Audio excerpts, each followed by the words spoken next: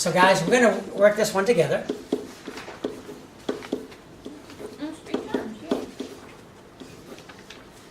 Dang it, sorry. Okay, now,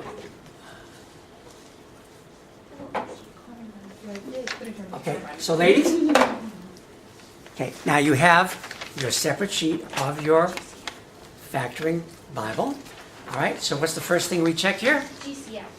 Nope. PLT. Standard order. Standard order, okay, is this standard order? Yes. Yeah. Yes, okay, we have 2 variables in here, okay?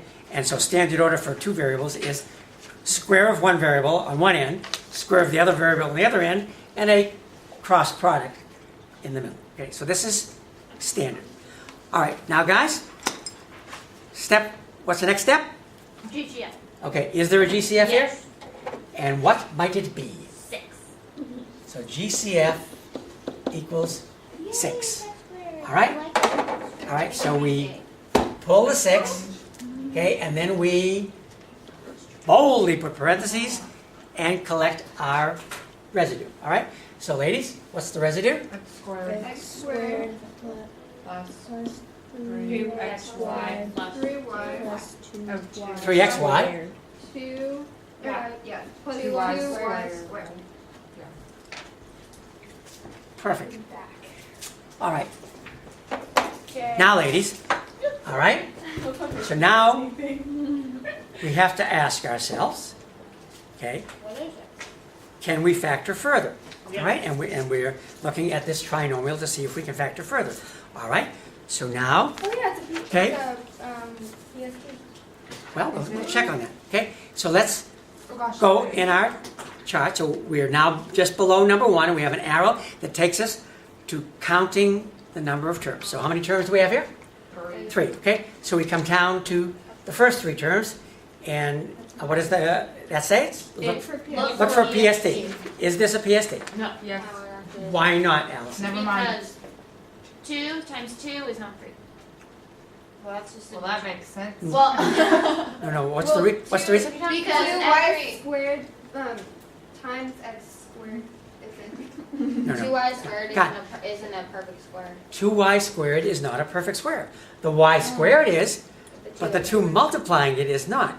So you stop it right there, all right? So now you go to the next 3-term line, all right? So now, guys, you have the choice of A, where the coefficient of the x squared term is 1, or B, where the coefficient is not 1. Okay, so which can we use? Coefficient of 1 or not coefficient of 1? Oh, Coefficient of 1. Yeah.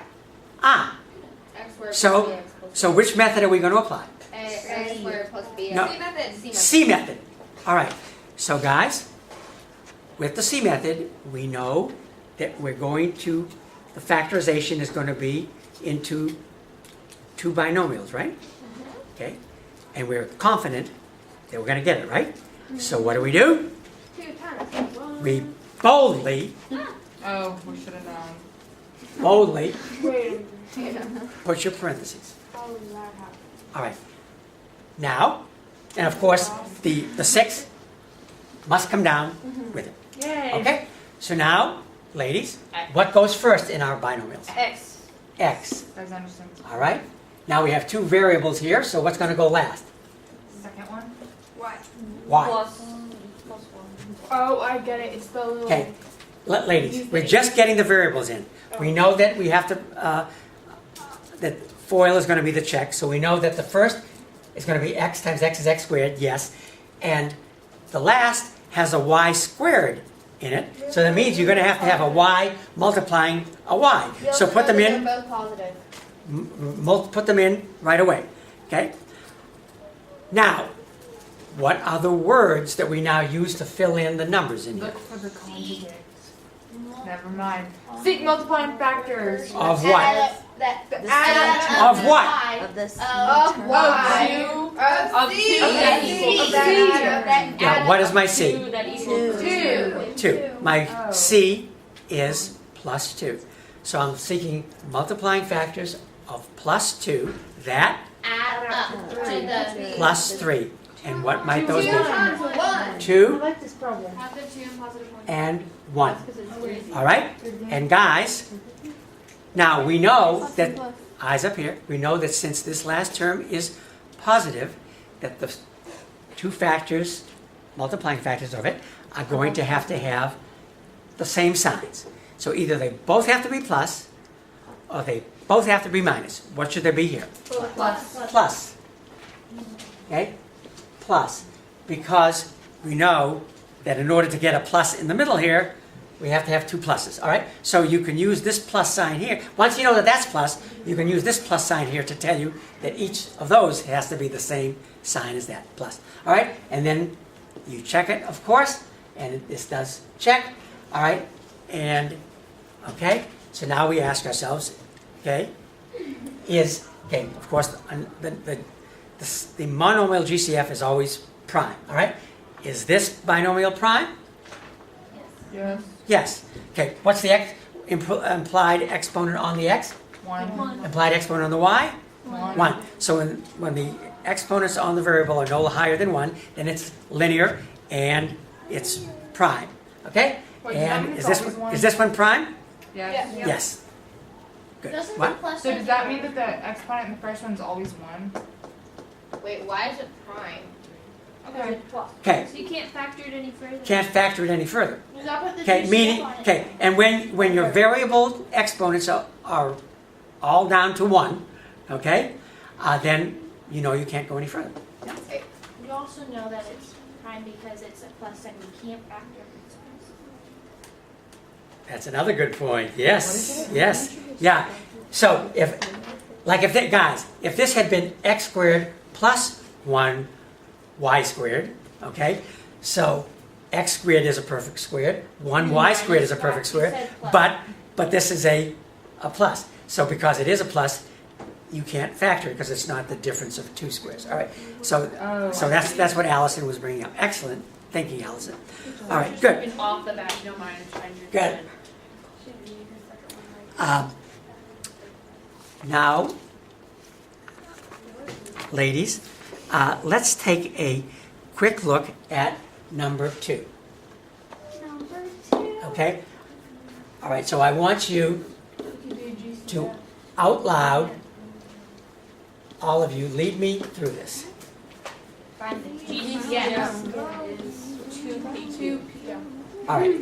So, ladies, let me just 8p cubed minus 18p cubed. All right. So, ladies, okay, go back to step 0. Is this in standard order? Yes. Yes. All right. Wait, Now- if there's only 2, isn't it have to be in standard order? Well, if it had been minus 18p cubed plus 8p cubed, okay, that is relatively standard, but you don't like to have a minus sign at the beginning. All right. Okay. Just more right. Okay. So now, ladies, what is step 1?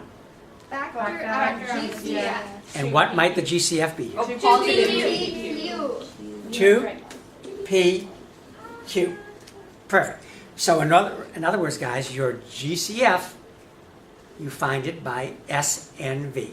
Normally, you will always have a positive sign on your GCF, but you first go through the numbers, so you find the GCF of 8 and 18, which is 2, and you find the GCF of the P next. You got a P cubed and a P, so you pick the lowest power, P, then you go to the Q and Q cubed, okay, pick the lowest power, Q. Perfect. All right, and now we collect our residue. All right, what's left over in the first term? 4p squared. And then? Minus 9q squared. Okay. Difference of 2 squares. I got it, Doctor. I did that. Difference. Okay, so ladies, of course, you check it. You would check it, okay? Check your by distribution. All right, so you notice that is the difference of 2 squares, all right? So so what is it going to factor into? The 2 binomials. What kind of binomials? Squared. Conjugates. Okay, so the first elements are going to be the same, second elements are going to be the same, and you're going to just have a different sign between them. All right, so we have to find the first element and the second element. How do I find those elements? 2p square them. reverse M method. No, this is not reversal. Square root. Reverse M is applied when you have a trinomial. Square root. Okay, Square so you root. just find, it's related because you're finding the square root. Okay, so square root of that gives me what? 2p. 2p, all right? And 3q. square root of this gives me 3q. 3q. 3q. All right, so, okay, ladies, what are we going to do with these two elements? First, put a pause sign. Never mind. You have to put the 2PQ on the left side. 2pq. Good? 2p plus 3q times quantity of 2p minus Boldly put parentheses. That's what you do first. All right, so then you did. So guys, as soon as you get each of these two elements, you know that they're each going to go into form binomials. And since you know that you need to have conjugates in order to give you the Florida scheme here, ladies, okay, so you have to have a conjugates, 2p plus 3q, 2p minus 3q. Excellent, ladies. All right.